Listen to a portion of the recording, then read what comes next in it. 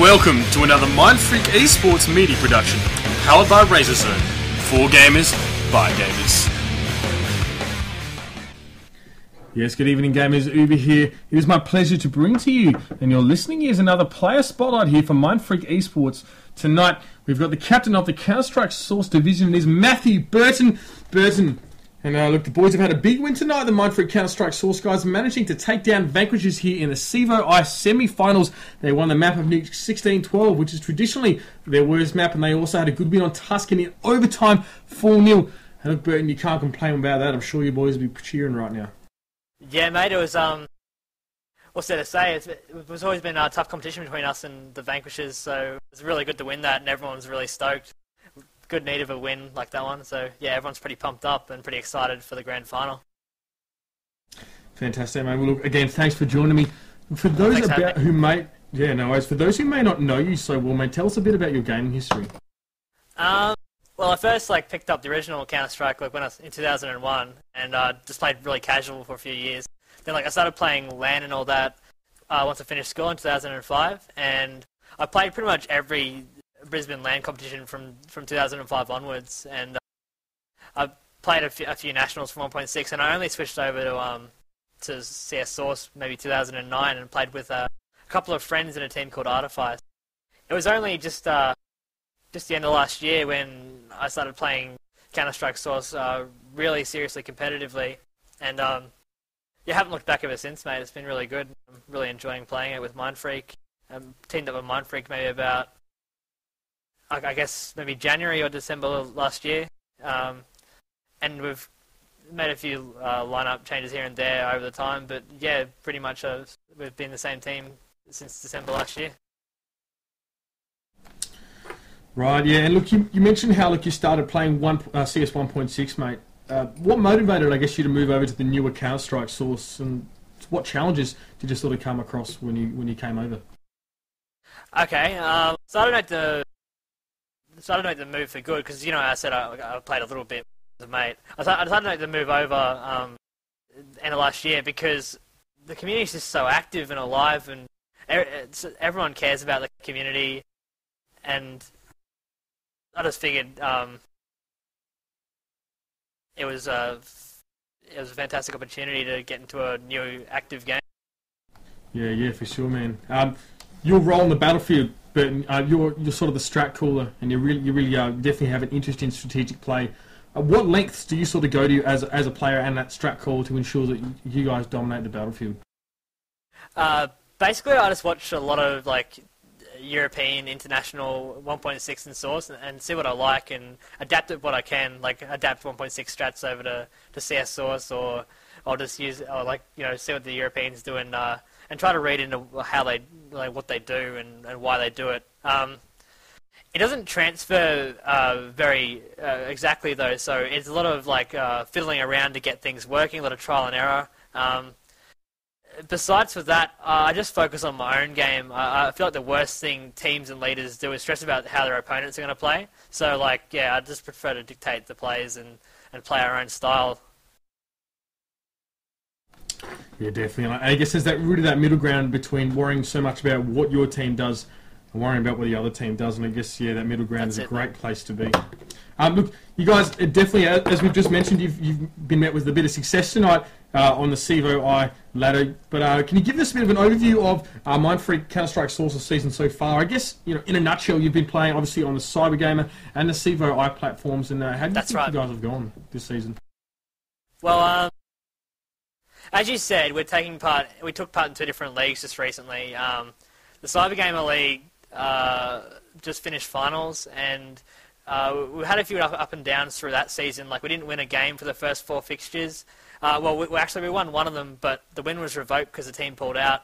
And we had a bit of an unlucky streak. We had to play with 4 for a game, and we didn't. And we had to pick up a new 5th about halfway through that season, and we didn't have time to prepare. So we had a bit of a rough, bumpy start to that. Whereas for CEVO, it was pretty much smooth sailing for us. We won every game besides for 2, which were really close with Vanquishers, who we just played tonight, and Carnage, the team that were going to play in the grand final.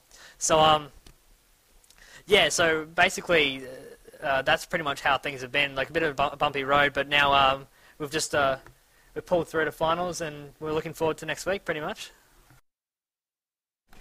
Fantastic. It will be a great one to see. Definitely get around that, ladies and gentlemen. It will be Mindfreak CSS going up against Carnage there in the grand final, I guess, of CVOI, isn't it, BurtoN? That's right, mate. Yeah, the grand final.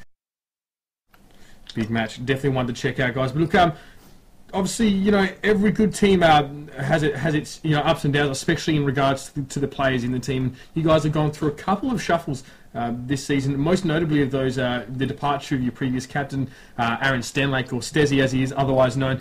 How did that sort of change the team dynamic, and how do you feel his departure, and I guess, but more positively, bringing in the new member? How do you think that changed the dynamic in your team?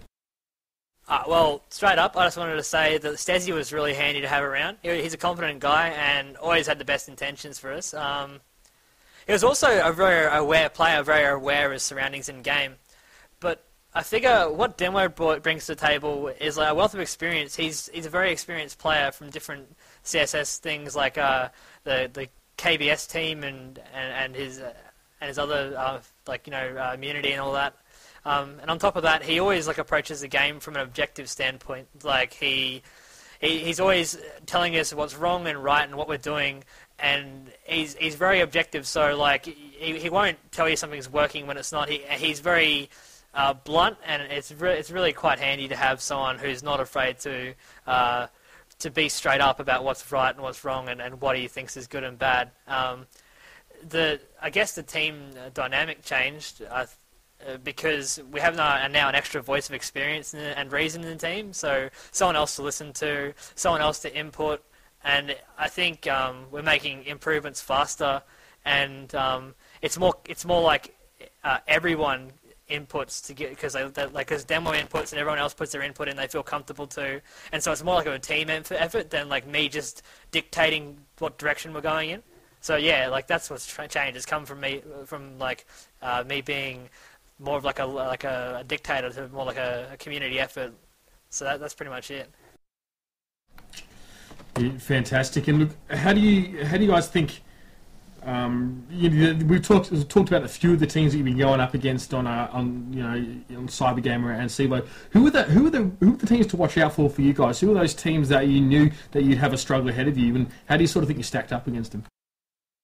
Well, yeah, Vanquishers was a big one. We've played them twice on the same map in CEVO and Cybergamer. We played them on DE Nuke, and we had two losses. One was a straight up 16-14 loss, and then we took them into overtime on the second one and lost in overtime.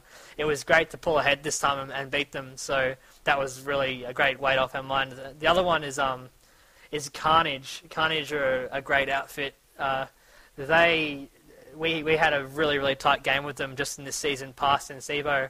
We played them in a match that went into 4 or 5 overtimes, I'm not quite sure. The final score was 31-27 on Train. So that was so we have a really close rivalry with these two teams, and it's going to be quite heated because whichever team wins next week doesn't just get the prize or whatever. They also get an invite to the top division next season, so it's really something quite prestigious to play for.